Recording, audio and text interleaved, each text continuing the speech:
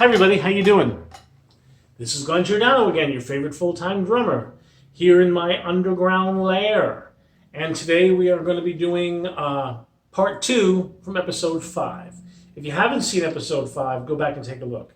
So what was episode 5 about? Really quickly, it was the paradiddle and the 6-stroke roll put together so that things kept turning around in triplet form, right? So that you once again strengthen that signal between the brain and the hands. Today we're going to do kind of the same thing, but we're going to use 16th notes instead. And what do I mean by that? We're just going to take the same thing, the paradiddle and the 6-stroke roll, and instead of counting them as triplets, which is 1 in the triplet, 2 in the triplet, 3 in the triplet, 4 in the triplet, right? We're not going to count it that way. Today we're going to be 1E and a 2E and a 3E and a 4. So what happens? The paradiddle or the 6-stroke roll are 6 strokes.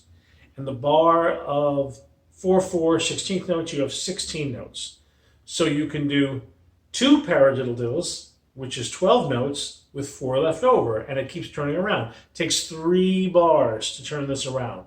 So this can be really cool, kind of simple little polyrhythmic things you can do on the kit without having a lot of fuss in your sticking or worrying about that too much once you get it down. So let's do it, and we're going to put them together and watch how this turns around. So watch, first the paradiddle, I'm going to count it through for you nice and slow so you can hear this turn around. And then we'll do it with a metronome in a little bit, but we're also going to do this with the 6-stroke roll put together. Watch, remember, I'm left-handed. I'm doing this with a right hand lead. A right hand lead, because I like for my right hand to be as strong as my left, so I lead with my right a lot, especially on the pad. On the drum set, I definitely lead more with my left, but here on the pad, I strengthen that right as much as I can. So here we go. I'm going to count it out. 1E and a 2E and a 3E and a 4E and a 1E and a 2E and a 3E and a 4E and a 1E and a 2E and a 3E and a 4E and a 1. That was 3 bars. A little quicker so you can feel a little more groove behind it. Here we go. 1E and a 2E and a 3E and a 4E and a 1E and a 2E and a 3E and a 4E and a 1E and a 2E and a 3E and a 4E and a 1. There you go. And then with my left hand lead, so you guys can see that too. 1E and a 2E and a 3E and a 4E and a 1E and a 2E and a 3E and a 4E and a 1E and a 2E and a 3E and a 4E and a 1. There you go. So that's very cool. If you're doing this on the drum set, you're playing a groove, you know,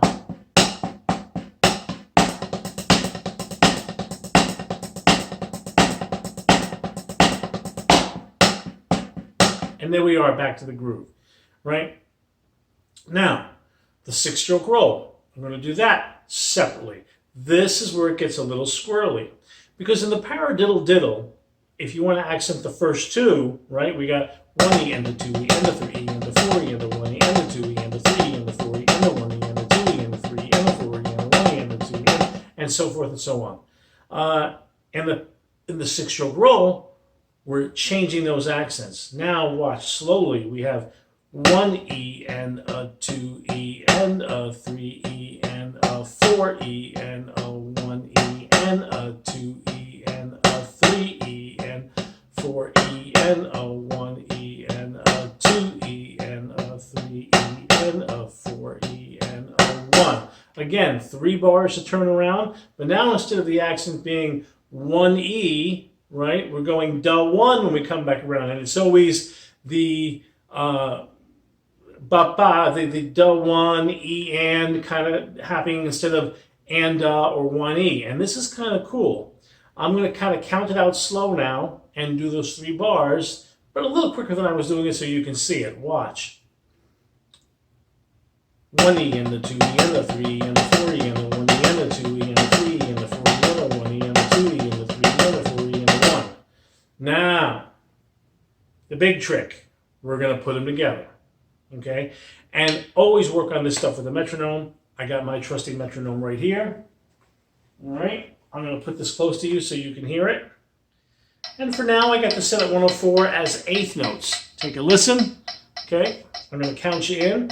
I'm going to do the right hand lead. I'm going to start out with 3 bars till we get around on the paradiddle, and then I'm going to flip it to the 6-stroke roll, and watch how cool this is. 1, 2, 3, 4. 1, 2, and a 3, and a 4, and a 1, and a 2, and a 3, and a 4, and a 1, and a 2, and a 3, and a 1, and a 2, and a 3, and a 4, and a 1, and a 2, and a 3, and a 4, and a 1. There you go. All right? Very cool. With my left hand lead. 1, 2, 3, 4. 1, and a 2, and a 3, and a 4, and a 1, and a 2, and a 3, and a 4, and a 1, and a 2, and a 3, and a 4, and a 1, and a 2, and a 3, and a 4, and a 1, and a 2, and a 3, and a 4, and a 1. There you go. Now, if that was between my hi-hat and my snare with the bass drum hitting the hat part, you know, on the accents, very cool. If I did it on the cymbals, crashing that, a little louder kind of fill, that's a very cool thing. Now, that was a 6-bar fill. Right? If I was going to continue that and wanted to do an 8-bar solo without thinking about it, I got it. I just got to do something else for the last 2 bars, right? So I can just go, I'm going to traditional grip this, right? 2, 3, 4.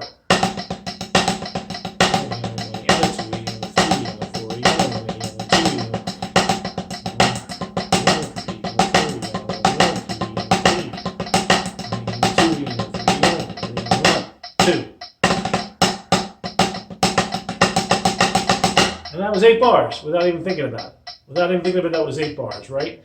Now, just for fun, I'm going to pick up the tempo on this, and I'm going to do it one more time, just so you can hear it a little quicker. And how much fun this is to play. And I got this on the 8th notes, because sometimes I like it on the 8th notes. It just helps you stay really lined up. And just an FYI to you, you know, I'm kind of known as the click guy. I go to the studios and I work really well with a click.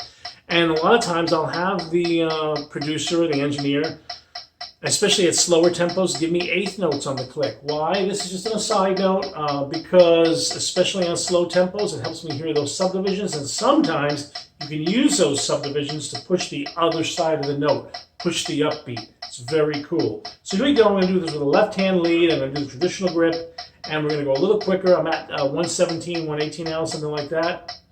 1, 2, 3, 4.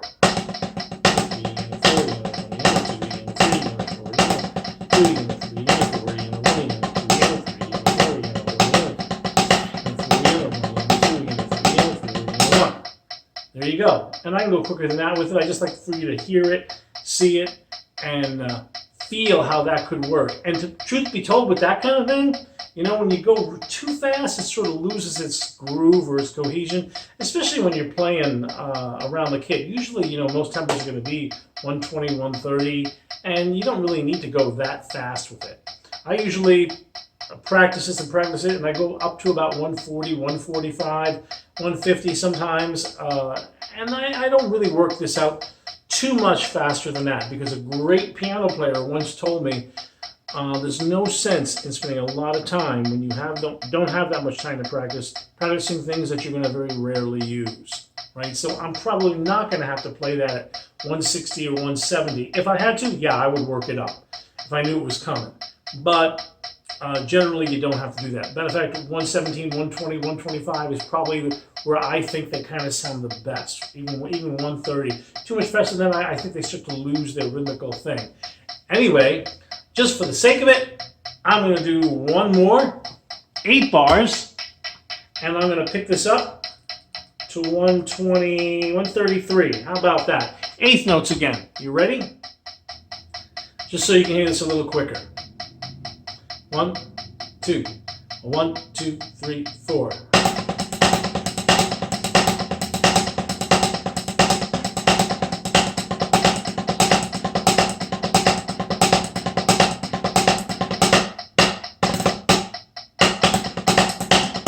So what was that? Those last 2 bars were me doing something else. Now I knew I had 8 bars there. Why? Because doing those 2 back and forth takes 6 bars.